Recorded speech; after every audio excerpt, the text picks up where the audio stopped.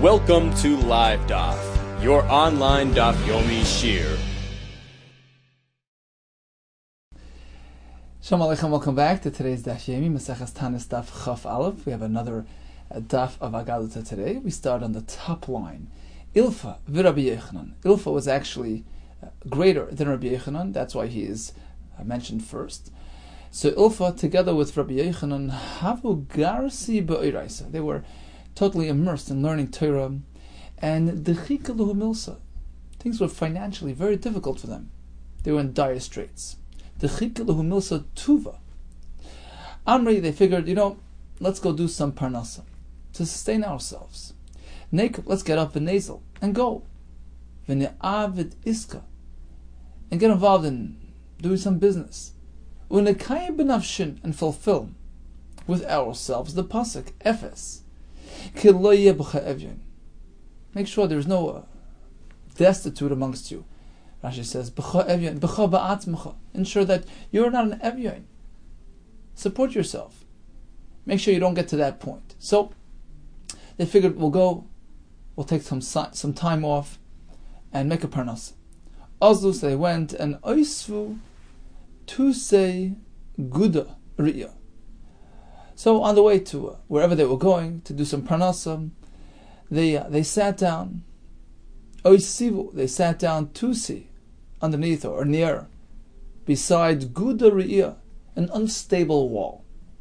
Havu kokarchi rifta, they were having their bread. They're having a meal near that wall. Also trei malachi asharis. Along came two malachim. Shama Rabbi Yechanan. Rabbi Yechanan overheard the conversation conducted between these two malachim. Shami Rabbi Yechanan de Amar Chad l'chavrei. One malach was saying to the other one, Nishti alayu hayguda. Let's push this wall over them. V'nik telinu, I will kill them. Why? They abandoned Torah. They're supposed to be learning and have others support them. Shamanichin chayi olam haba. They're abandoning eternal life. V'oiskin m'chayisha, and getting involved in chayisha, things involving olam hazeh. Rashi says, olam hazeh zeh schir. That's not their tafkid. It's not their mission. Klal Yisrael needs leaders. Needs individuals totally immersed in learning. They can't get sidetracked. They can't divert their mind even a drop, which will affect their quality of learning. So the other malach responded to the first malach, Shafkinu, let's leave them. Let's not kill them. Why? There's one amongst these two, the kaimole shata, whose shah, whose mazel has yet still to shine forth, meaning he's going to rise to a position of prominence. Rashi says, Ve'ein zmanoi lamus. It's not yet time for him to die. We can't do it. Now, who overheard this conversation? Only one of these two. Rabbi Yechanan Shama. Rabbi Yechanan was zeichet to hear this conversation between the malachim. Ilfa, on the other hand, loy Shama. He didn't hear anything. Amal Rabbi Yechanan Ilfa. Rabbi Yechanan turns to Ilfa, Shama Marmidi. Tell me, have you heard anything? Amar loy, he says, loy, no, I didn't hear. Amar, Rabbi Yechanan figures, midish ami ano. From the fact that I heard, I was zeichet to hear, if Ilfa loy Shama, and not Ilfa, shmamen olodidi kamali shata. Apparently, it was meant for me. I'm going to have a good mazel. I'm going to be elevated, be appointed to a position of authority, and I have to turn back. This is not where I'm meant to be. And some Mefarshim say that, of course, Ilfa probably asked Rabbi Yechanan, so what did you hear? And he probably told him, but Ilfa felt that it's hashkacha pratis, the fact that Rabbi Yechanan heard or not himself, is a raya that it was meant for Rabbi Yechanan. It was a personal message to him. But I myself, Ilfa, I have to be involved in parnasa in order to sustain myself. Amali Rabbi Yechanan. So Rabbi Yechanan turns to Ilfa. I'm going back. I'm going to go back and apply to myself the pasuk Kilo Yachtal Evyan Mekerav Aretz. You know what? At the end of the day, there's always going to be an Evyan.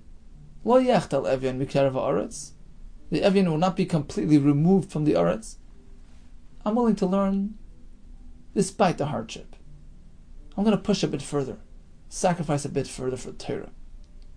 And in fact, Rabbi Yehuda Hadar, he went back to the Beis Medrash. Ilfa lo Yehada, he didn't go back. He went to do some parnasa, and of course, Ilfa, the greatest man, he wasn't giving up much. He was still learning on the road, as we're going to see soon.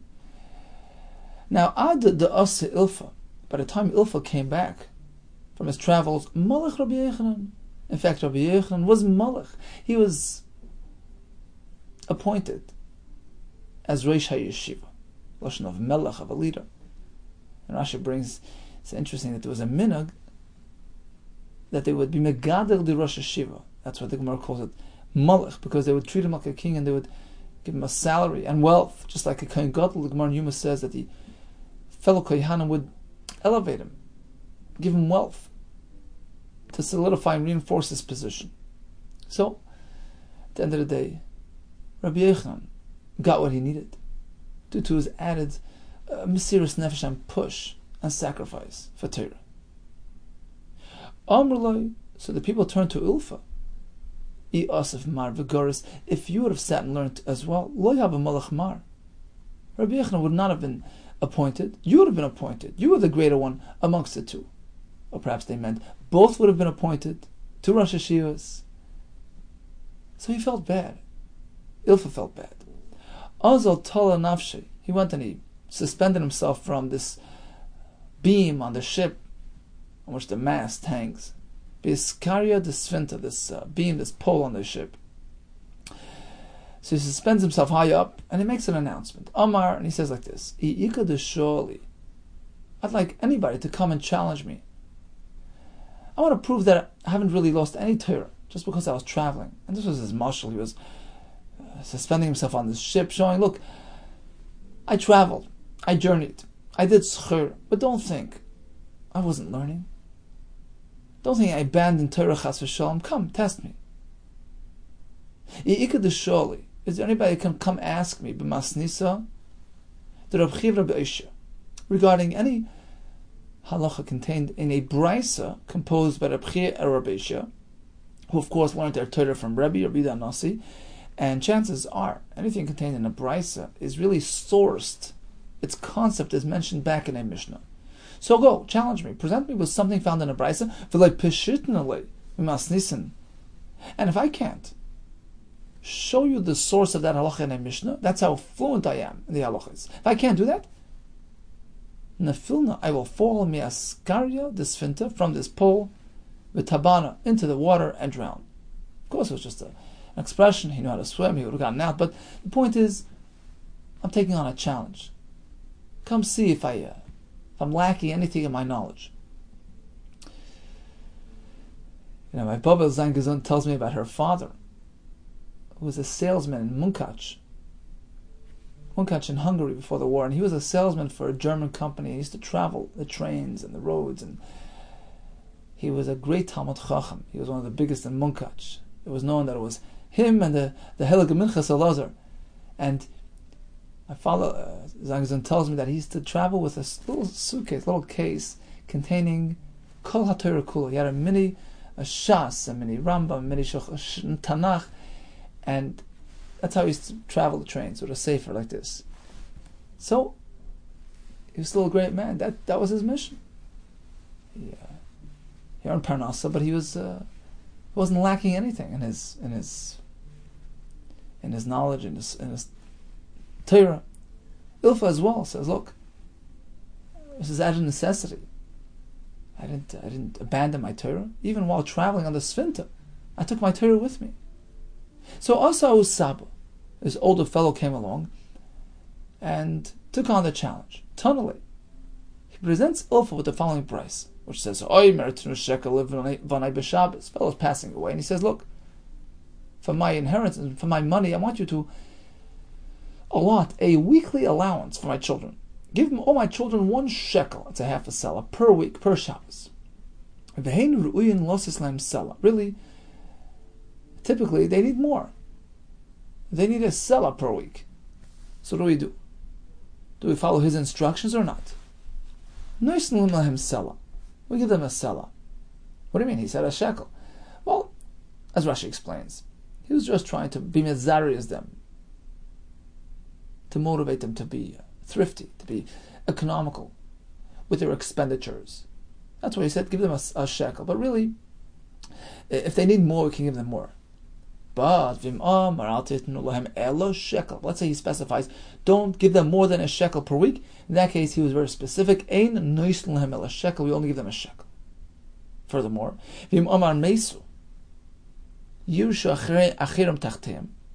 suppose he adds to his instructions. Part of the will is, when these children die, the leftover money should go over to others. In this case, we say that he wants leftovers. And therefore, it doesn't matter what he said. Whether he said, give them a shekel per week. Or whether he said, don't give them more than a shekel per week. Either way, we are careful to give them only that shekel, because he has indicated that he wants leftovers for the other party to get afterwards, after they pass away. We only give them a shekel. No, so this is a halach and a brayso, and where is it found in a Mishnah? Amrle, so Ilfa responded, that's easy. Homani Rab Meiri. The Omar mitzvah l'kaim divrei ameis. This is Rab Meir, who we find in Mishnah and Gittin, holds mitzvah l'kaim divrei ameis is a mitzvah to fulfill the words of the mace. We don't want him to get anxious as he's passing away, and therefore in this case, even though technically speaking, a person has no right to dictate to his children what to do with the money that they inherit from him after his passing. It's not his business.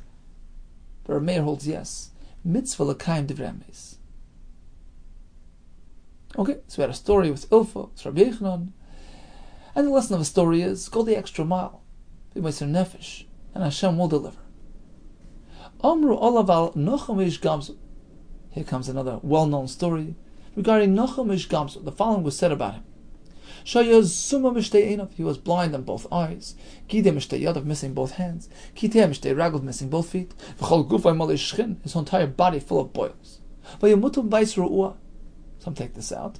V'raglei mitosei munach besfallen shalmayim. And the legs of his bed were inserted into containers filled with water. Kadesh lo yalu olav namo, so that ants shouldn't climb on him, because he wouldn't be able to shoo it away. He has no limbs to do so. Pamachas, it so happens that once, Nochem ish Gamzu, this tzaddik's bed was positioned in an unstable structure. Bikshu Talmidim lefanis mitas. Talmidim wanted to get him out first. V'achakach lefanis sakelim, then clear the kelim. First comes the person, first the tzaddik, and then the kelim. Amar lehem, he turns to them and says, no, reverse the order. Bonai, my children. Panos sakelim, first take the kelim out. V'achakach panos mitas, and then clear my bed. Shemuftach lachem, because you are guaranteed. Shekos man shani b'bayis, as long as I'm here. Ein habayis noifel, the house will not fall. So he was aware of his chusim, and he says, look, clear the house first, and then take me out of it. In fact, pinos hakelim, so listen, it took the kelim first, v'achakach pinos mitas, and then his bed, and in fact, v'nafal habayis, then the room fell apart. Amrulei Talmidim turned to him and say, Rebbe, now we see how great you are. If that's the case, Lama also how could it be that you're experiencing such yisurim, such difficulties? Amar Lehem, he turns to them, Banai, my dear children, Ani garamti la'atzmi, you know what? I brought them on myself. It so happens that I was once traveling on the road to the house of my father-in-law. I had truckloads of food, 3 donkey loads. Echad shel machal, one with food. V'echad shel mishte, one with drinks. V'echad shel minim megonim, one with other delicacies. Bani echad, a poor man, greets me on the road. V'amar li b'derech. V'amar li, and he tells me, Rebbe Parnasen, please, I need some food. Amar li, I says, sure. But instead of puncturing a hole straight into the sack, I figured, let me just unload and open it up and give it to him then. Amar li hamtin, wait just a minute, until I unload from the donkey. I didn't even get a chance to do that. And this fellow expired. I didn't respond fast enough. I felt terrible. I went and I thrust myself over him. And I said, my eyes, which did not have enough compassion on yours, you assume where they should become blind. My hands, which did not have enough rachmanas on yours, should be chopped off. Raglai, my legs, which didn't have rachmanas on yours, iskatu, should be removed. I wasn't happy with that. Until I concluded, kol gufi, my entire body should be filled with shchin. So this is a fitting einish for my lack of sensitivity. I should have seen how desperate he was. I should have seen that he was in a state of boom, as some Mepharshim say. He was at the point of expiring. So now this is an einish, a kapara, and I'm pleased with it. This will give me a ticket to Olam Haba. Amrullah is Talmidav tell him, Oilanu, woe to us, that we have witnessed you in this desperate state. Amrullah, he responds to them, you got it wrong. Oili, woe to me, imloi. If you would not see me in this state, it's to my benefit. It's my chaper, my averis. Asks the Gemara, how did he get such a strange name, Nochem Ish Gamzu? V'amai korali Nochem Ish Gamzu? D'chol Musa Davas Sakli. Any difficult experience that he had, Amar, he would say, sure, there's an expression of goodwill from Hashem, which is visibly good, chesed. But there's another expression called gvura, called din, called judgment, strictness. And he used to say, Amar Gamzu L'Tova. Explains the term of Devorah. Gamzu, even din, even strictness, is ultimately L'Tova as well. It's also the same expression. Hashem's passionate love for us. Gamzu L'Tova. Zimnachad, in fact, there was once a story. Bo Lishdura Yisrael. Yisrael wanted to send Deirin a gift, Lebei Kesa, to the Kaiser, to annul a decree.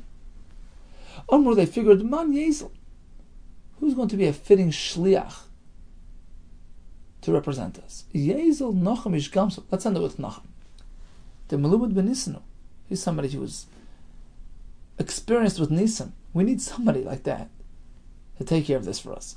Shadru Biyadai, they sent with him Malay Sifta, a box full, Davonam Tevis Margolis, with precious stones. Azal Bus, he went to sleep Bahodira, in this hotel on the road. Belelia, in the middle of the night, Komu Hanach Diyurai, those hoteliers got up and they robbed him. Vishaklinu Lisif, they took his box, emptied it out of those stones, or Malunu Afra, and instead filled it with sand, so that he won't tell. Kimota Hasam, when he arrived at the king, Sharinu Lisifta, okay, here's your gift. They opened up the box. Chazinu de Malo Afra. What did they see? It's filled with dirt. Bo Malkul Miktilinu Luku. The king was enraged. He wanted to kill all the Yisrael. Omar, he said, Kamachaychi, Kamachaychu, Biyudai. Look, the Jews are mocking me. What kind of gift is this? Nachum didn't lose his bearings.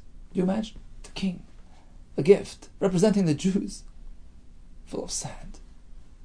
Omar, he says, Gamzu L'Tova. That's how connected he was with Hashem. Gamzu L'Tova. And he was Taanis. Quickly, Eliyahu showed up to the rescue. He appeared like one of those ministers. Amar Lahem, he turns to them, hold it, 1 second. Dilma, maybe ha'afra, this sand, this special sand, me'afra da Avram Avoinu, is that sand that their father, their grandfather, Avram Avinu used, which had miraculous qualities to it. The Chiyav Shadi Afra, when he used to toss the sand, Habu Saifi, would be transformed into swords against his enemies. Gili, when he would toss straw, Habu Giri, they would turn into arrows. The Savitain Ka'afar Charbi, the Afar turned into Charav. Kikash Nid of Kash, the Kash turned into Keshes. Okay, let's test it out. Havi Chadamidinta. They had this certain country, that they had a very difficult time conquering it. So they decided, I'll take the sand out to war and see if it works. A nest only works when it's needed. They couldn't just test it out here. So they took it to the battlefield. They used some of the sand. And indeed, they prevailed. They were victorious. Now the king was all excited. Ailu lebeganze. He took him into the treasure house. Umalu lesifte. And they filled up his box with avonim teves magolias. Vishadru, and they sent him off with great pomp and fanfare. Biikra rabba. Ki asu bisu baudiyura. When they went back to stay overnight at that same hotel, he kept the same lo'ilam al yishan adam achsani shebay. Rashi brings a chumash. He went back to the same hotel. So they asked him, "What are you? You're still here? You're still alive? My isis ba'adach. What did you bring to the king? What did you bring along? The Abdullah Yikara Kulihai, that you deserve this great honor from the king." He tells him, "Look, my deshakli ma'acha, whatever I brought from here, Amtilahasam, I delivered there." Perhaps he wanted them to get punished. Sashul Dirai, they figured, wow, we must have precious land under our house. They knocked down their house. They took truckloads of the sand over to the king. They tell him, "Hi offer, this is the very same offer, the Isihacha that was brought over here, Mididanu. This sand that was brought to you this is from ours. This is our land, Mididanu." But so they checked the sand, and it didn't produce anything miraculous. Just plain sand. And in fact, they killed these hoteliers, and they got their fitting punishment. So that was the story of Nachum. Ish comes. Mishnah spoke about difficult situations which require drastic measures. Taanis, tefillah, blowing the shofar. One of these are dever. Ezehi dever. What's considered a dever, a plague, where people are suddenly dying right and left. In a city of 500 male adults, 3 people were dying, one day after the other. Or in a case where we have a city with 1,500 male adults, so now the number is threefold. It's an example of such a town. You have 9 mason. In 3 days, one day after the other. So it's 3 per day. Hariz a dever, that's called a dever. But if they died all in one day, as tragic as it is, but we don't see a pattern forming, it's not called a dever. Or spread amongst 4 days. Ain't a dever, it doesn't qualify as dever. Or a town with 500. You're going Kfar Miku, it's an example. Which produced 3 mason. One today, one tomorrow, one the next. Hariz a dever. But if it's all in one day, or spread throughout 4 days, ain't a dever, it doesn't qualify as a dever. Drukras was an Ir HaMotzia Chamesh Meis Ragli Hava. Drukras was the name of a town which had 500 males. And it produced 3 mason in one day. So it wasn't in 3 successive days, rather in one day. Gozer of Nachum bar Chizda Taanis. Rav Nachum bar Chizda made a Taanis. Omer Nachum bar Yitzchak. Keman, whose shita are you following? It happened all in one day. It was all concentrated. Why would that be considered a dever? Whose shita is this? Keman Rabbi Meir. Apparently he followed Rabbi Meir's shita. This pertains to Shur Hamuat, discussed in Bava Kama. So you have an ox who gores occasionally, sporadically, a non-habitual gorer. It's called a Shur Tam. He's less liable, less responsible, as opposed to a Shur Hamuad, a habitual gorer. He's more responsible, he's held accountable all the way. In that case, the owner has to pay Nezek Shalom, full and complete damages. How does a Shur turn into a Shur Hamuad? Rabbi Yehuda holds he has to show up a pattern. He has to habitualize himself. He has to be margil himself to negicha. Gore today, gore tomorrow, gore the next day. 3 days in a row constitutes a pattern and makes him a shur hamuad. Rabbi Meir says, look, I agree, if it's 3 days in a row, it makes him a shur hamuad, but certainly if it happened all in one day, that's certainly a shur hamuad. That's certainly second nature. It's so habitualized. It happened in one day. Of course, he's considered a shur hamuad. Keman ki Rabbi Meir de Omar richek negechois of chayiv. If an ox spread his negiches apart, one per day is chayav, that's an indication of a muad. Kirev negiches of localfile. Don't you think if he concentrated into one day, of course, he's called a muad. Therefore, you, Rav Chisda, made a Taanis when there were 3 people who were mason one day, because you held like Rabbi Meir. Look, if 3 mason in 3 days constitute a pattern of destruction, of dever, of a plague, certainly if it happened in one day, it's even worse. So apparently this is the shita, but the our Mishnah doesn't hold that way. Right? Our Mishnah says it has to be dafka 1 per day. And otherwise, as tragic as it is, but it's a freak thing, freak accident. It doesn't necessarily indicate a pattern. It's an interesting machlekes, whether concentrated misa or negicha is indicative of a pattern, indicative of a condition of concern. Amali Rav Nachman, Rav Chisda, Rav Nachman bar Yitzchak. So Rav Nachman bar Chisda turns to Rav Nachman bar Yitzchak, who made this Taanis, and I guess he appreciated his wisdom, he appreciated his stature, and he says, "Look, what are you doing, hanging around simple people? Come with us. We have a more elite crowd. Come learn with us. Leiko Mar, Leisi Gaban. Mar, you get up and come with us. Spend time learning with us. You'll have more." Amalei, so Rav Nachman bar Yitzchak responded, "I'm comfortable where I am. I'm in a position of influence. I'm a shpia on others. I make my place, so to speak.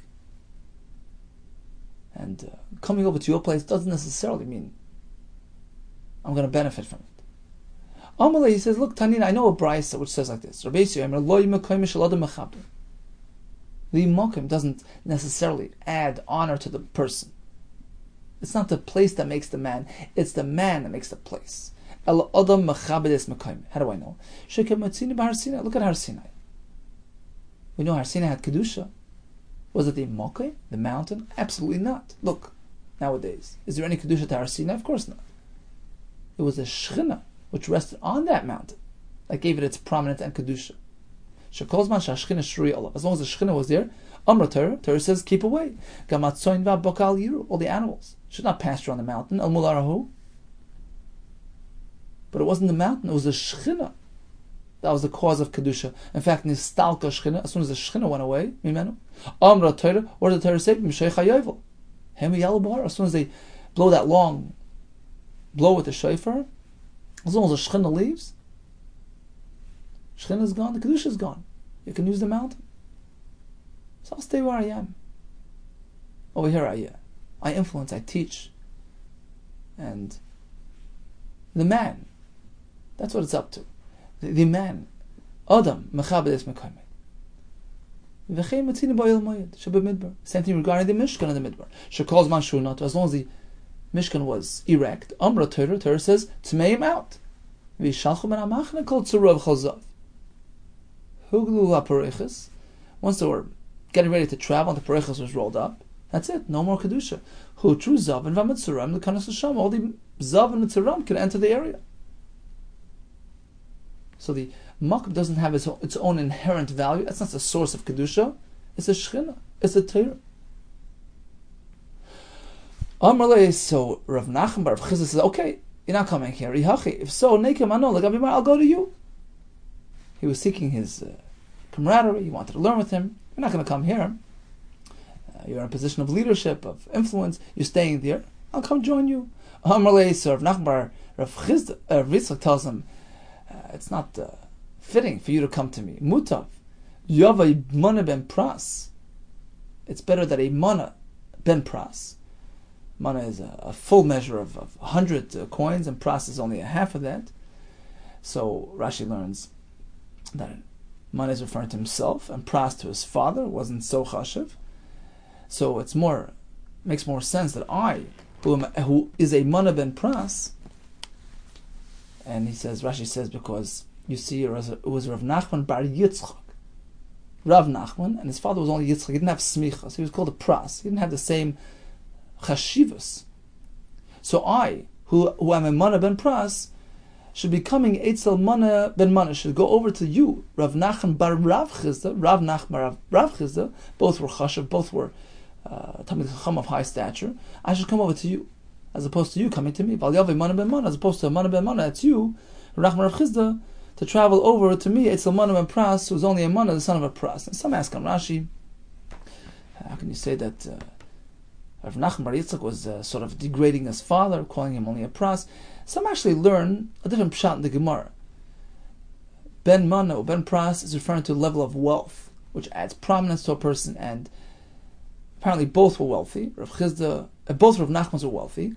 Rav Nachman, Rav Chizda, him and his father were wealthy. Sorry, no, only with the father. Rav Nachman, Rav Chizda was more wealthy than Rav Nachman bar Yitzchak.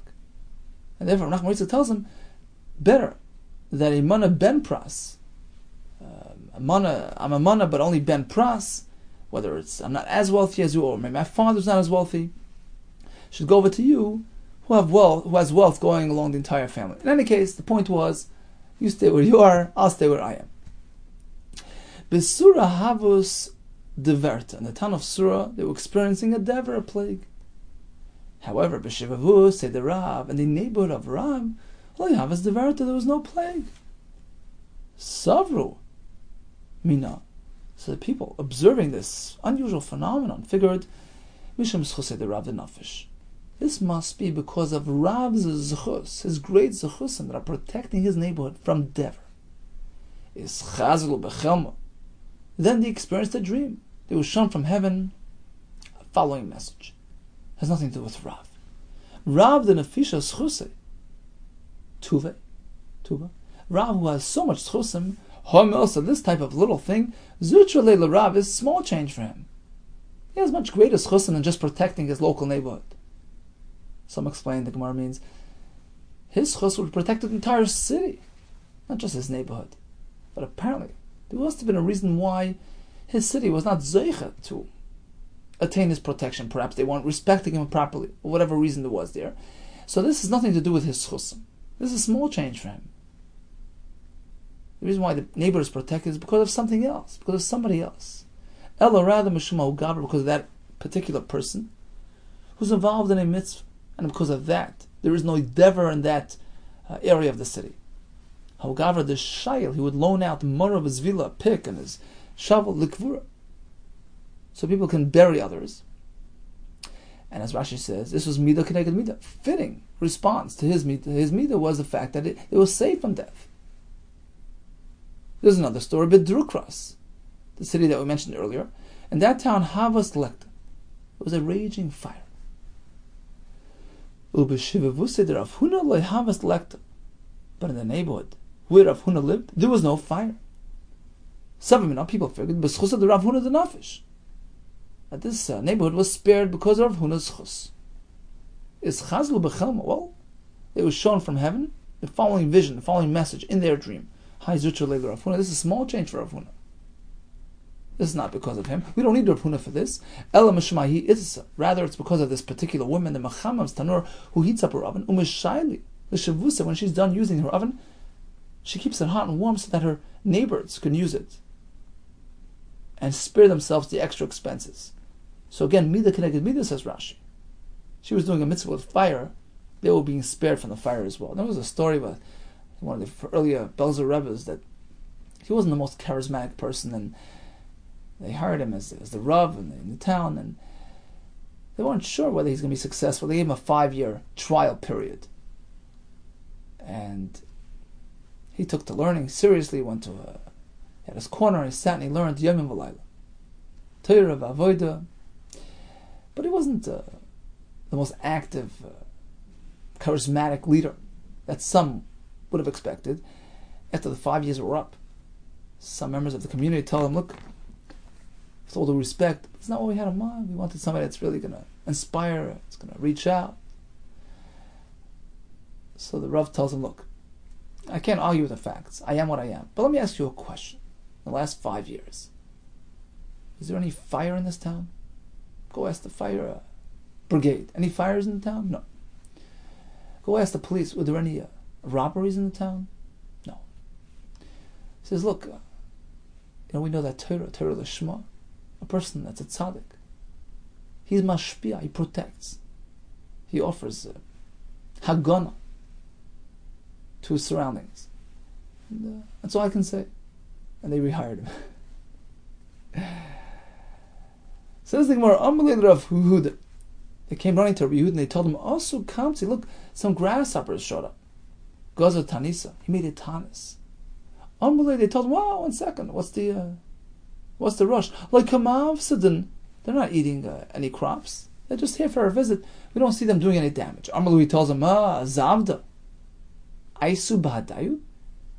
Did you notice if they brought some food along with them? Meaning, sooner or later, they'll start devouring the crops. And of course, it's reason for concern. Amalei Rav Yehuda. They came to Rav Yehuda and they told him, Ika Meisana B'chaziri. There was a plague affecting the swine.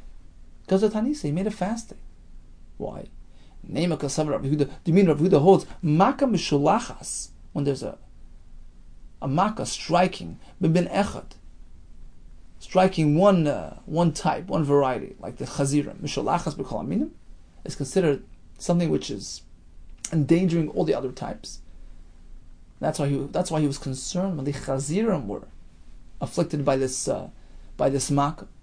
Perhaps it's going to spread to humans as well. Was that his thinking? No, that's not why.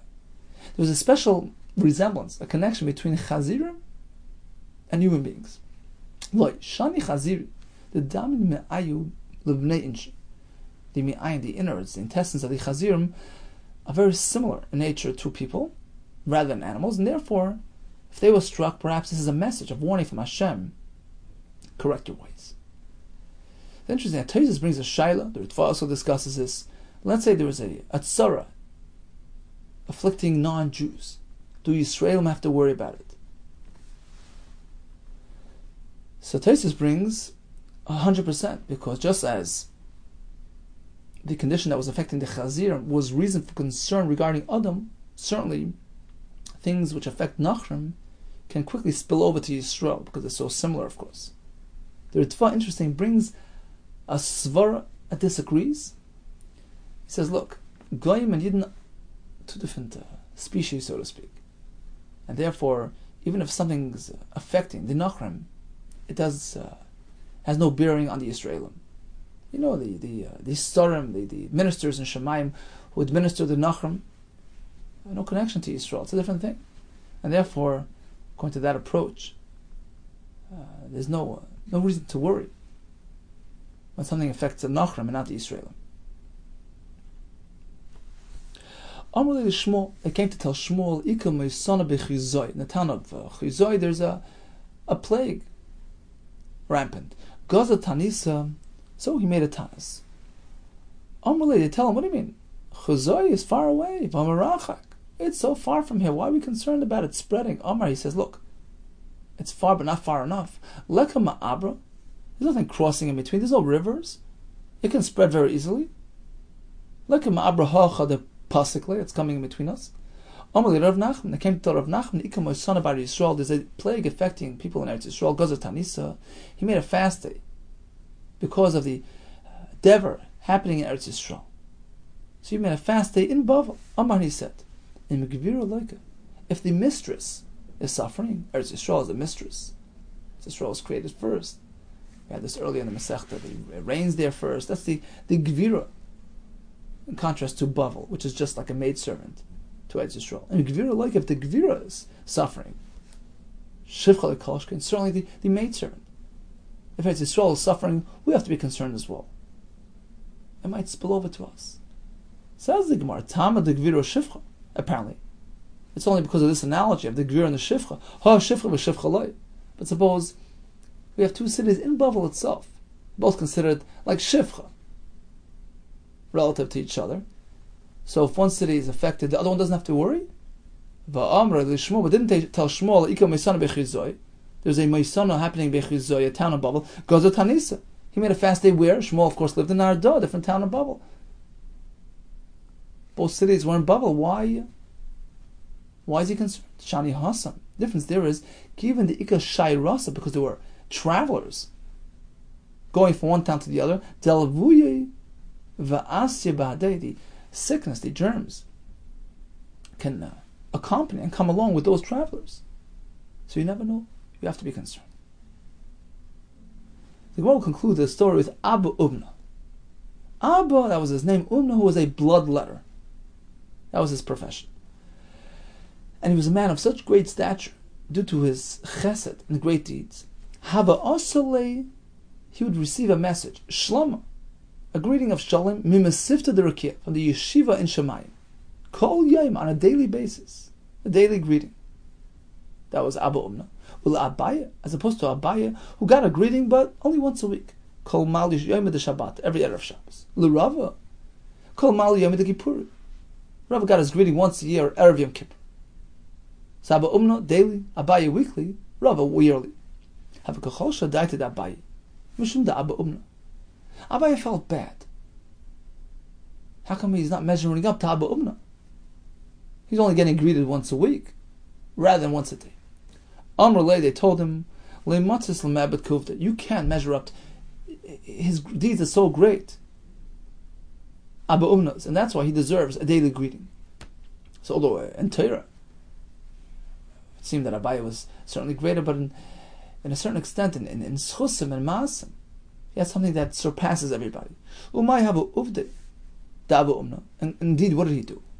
When he was engaged in bloodletting, have a machas. He would place Gavri Lechud, men, to one side, Vinashi Lechud, and women separately. V'isle Levusha, he would have some sort of uniform, the Isbe Karna, which had a karen, this sharp tool, already embedded in the uniform. The Havas Bezia Kikos Silta. And the uniform, this dress that he used to put on to his patient, had a Bezia, had a little hole, Kikos Silta, the size of this bloodletting equipment that he needed. So it was just open a little bit, as per need. Ki havas asle itza, when a woman come along for a treatment, have a malbush look, he would dress her this uniform, ki hechet le istakaba, that he doesn't look at her skin. That's number one. Vi isle duchte ditznia. When it came to payment, he had this place off to the side, this hidden place, the shadi pshiti, into which pshiti coins would be tossed, the shakel, which he would take as payment. He wouldn't take it personally. He had some sort of pushka on the side. This would allow those who can't afford to leave without payment. The isle, if one could pay, shadibay, he would insert his coins. The lesle, if he couldn't pay, loy, nichsef, he wouldn't have to be embarrassed. He would just leave without paying. If he had a Talmud Chacham as a patient, even if he could afford, so schus to support a Talmud Chacham, he would not take payment. Ubasa the Kai, not only that, after he was done bloodletting, you have the pshita, he would give him some coins for the road. V'amalin, he tells him, Zil bari nafshach. The bloodletting was a very traumatic experience. Afterwards, they'd have to buy a meal to reinvigorate. He would give him some coins. Go buy some food, be mechazik yourself. My Zaydel Shalom Shlomo Ranberg, he told me that when he was a bacher, learning in Mir Yeshiva, so the bachrim used to stop off at the Rogatchover Goyin, Yosef Rizhin, in town of Dvinsk. A little chat in the Torah. It was an experience. So one time he's on the way home from Mir, he stopped off in Dvinsk. Came to the Rogatchover's house. They were talking and learning. He says that the Rogatchover was, in contrast to his svarim, where he's just writing in cryptic language, v'ayin here, v'ayin there, but personally, when he would speak, it was very clear.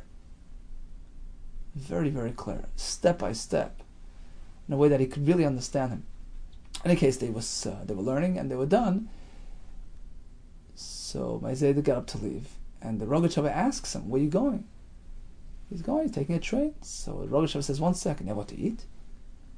He says, a bacher from Vilna, you need to have some bulkas for the trip, some rolls. He says, wait a second. He went to the next room. He came back with 2 coins. A 10 and a 5. I think it was kapakas or whatever. A 10 and a 5, and he gave it to him. He told him again, a bacher from Vilna needs to have some bulkas. And he gave him the coins and he left and traveled back home, and he never used the coins. He said he never used the coins, always kept them on him. Through the war, through all his travels, through Vichy's France and Cuba, and years of traveling and escaping, And he always kept those coins on him, and until he came to America, and they still have, they saved it. And he told me, Zayda told me that he believes that b'schus, the coins of a tzaddik, he was never hungry. He was never hungry throughout the war. So, Abba Umna used to give the coin to the Talmud Chacham, go ahead, buy some bulkis.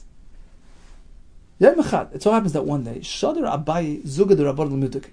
Abai was impressed with this fellow's modus operandi. He sent a Zuga de Rabban, a pair of Rabbanon, to check him out, to see if indeed this fellow is worthy of his stature.